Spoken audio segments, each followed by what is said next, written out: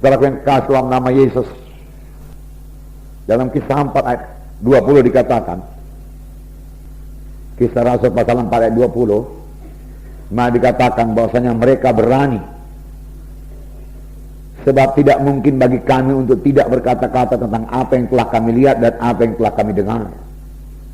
Ini pada waktu Petrus dan Yohanes saudaraku dilarang berbicara dalam nama Yesus, dilarang mengajar dalam nama Yesus. Tapi mereka dengan tegas menjawab, ya silahkan kamu putuskan sendiri manakah yang benar di hadapan Allah, taat kepada kamu atau taat kepada Allah.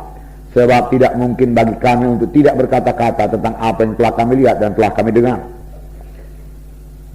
Tidak mungkin kami berhenti, tidak mungkin kita tidak berkata-kata tentang Yesus kalau Yesus dalam hati kita, saudaraku. Amin, saudara. Yesus begitu baik, begitu setia kepada kita, begitu mengasihi kita, saudaraku, menyertai kita, saudaraku, mendengar doa kita, menjawab doa kita, melindungi kita, saudaraku, memberikan darahnya, menyucikan dosa kita, saudaraku, memberikan Roh Kudus dalam kita, saudaraku, sehingga kita hidup berkemenangan, saudaraku. Tidak mungkin bagi kita untuk tidak menjadi saksi Tuhan. Firman Tuhan berkata, kamulah saksi-saksiku. Tuhan Yesus memanggil Petrus dan berkata, aku jadikan kau penjala jiwa. Pada waktu Tuhan Yesus mau naik ke sorga, saudaraku, dia berkata kepada Petrus, gembalakanlah domba-dombaku. Dan semua kita mengambil bagian, saudaraku, bersaksi, saudaraku, membawa jiwa-jiwa.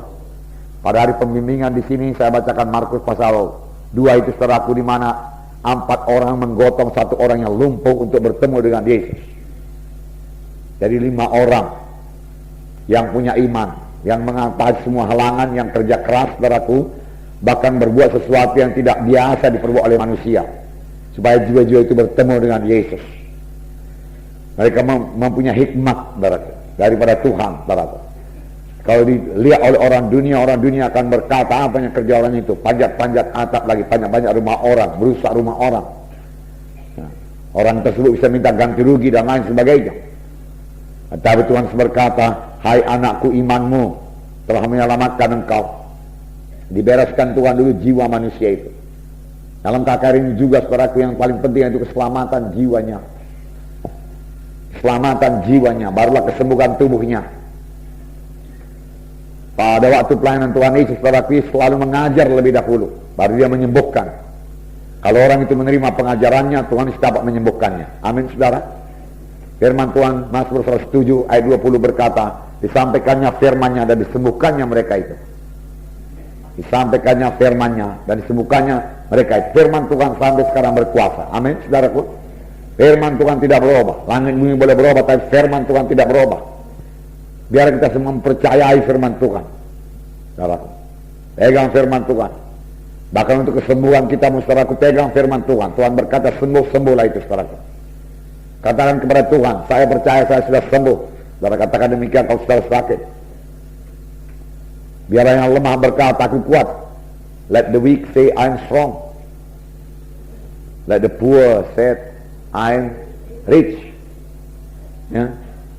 Biar yang miskin berkata, aku kaya. Mengapa, saudaraku? Karena Tuhan Islam menjadi miskin, supaya dengan kemiskinannya kamu menjadi kaya. Punya iman ini, saudara. Saudara masih muda. Amin, saudaraku.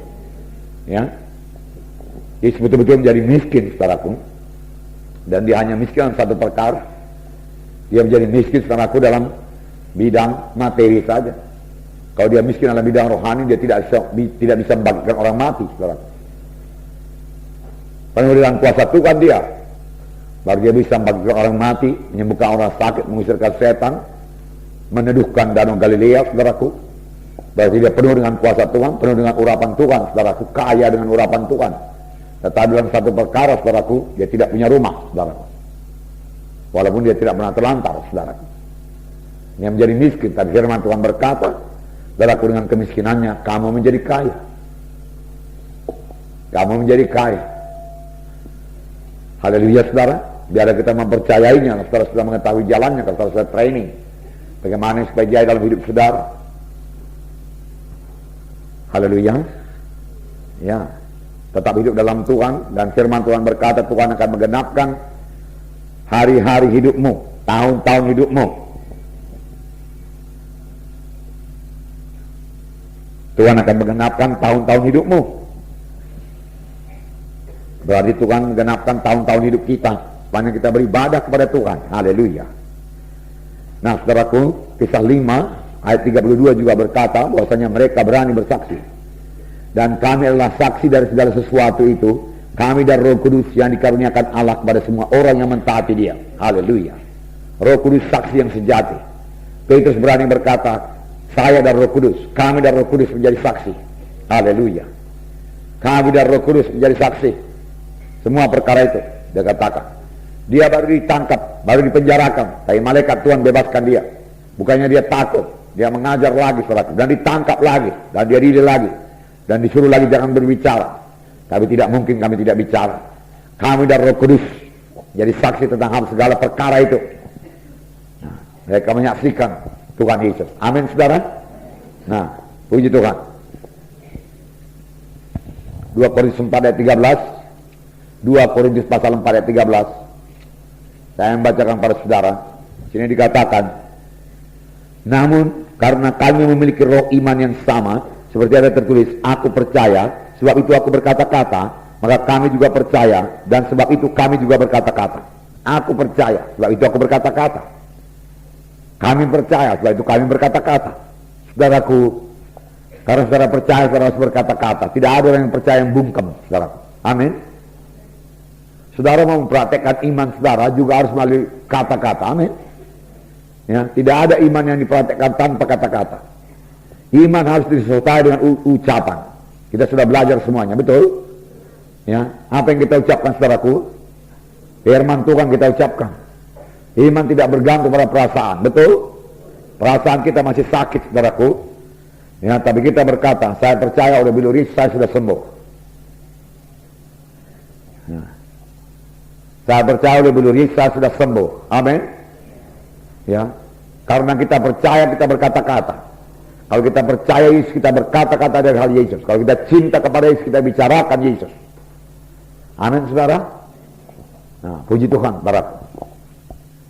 Ini ada satu cerita yang panjang saudaraku. Yohanes 4.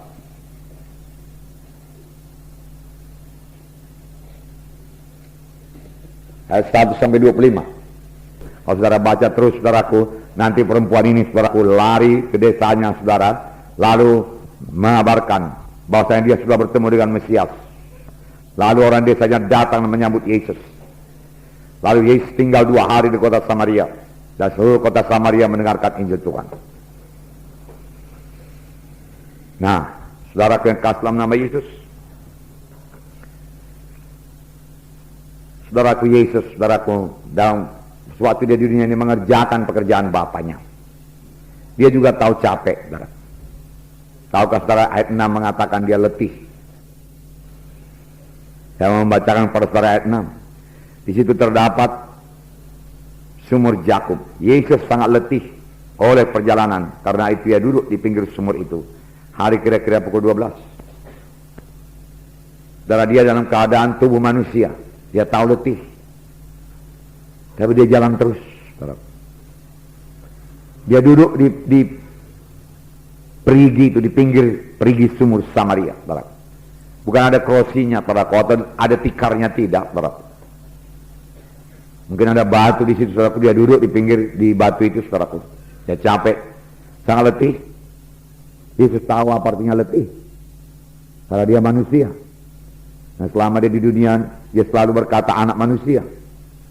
Dia tertidur di perahu karena kecapekan melayani, saudara. Pada zaman dahulu melayani, saudaraku, di sini ayat 1 tadi dikatakan bahwasanya dia akan pergi, saudaraku, dari Yudea kembali ke Galilea, tapi dia harus melintasi Samaria. Dengan apa? Jalan kaki, nggak ada kendaraan yang lain, jalan kaki. Nah, berapa kilometer? Saya nggak tahu, saudaraku. Sampai dia sangat letih. Dia haus, saudaraku. Dia perlu tidur, saudaraku. Dia tertidur, saudaraku. Itulah dia Tuhan Yesus, saudaraku.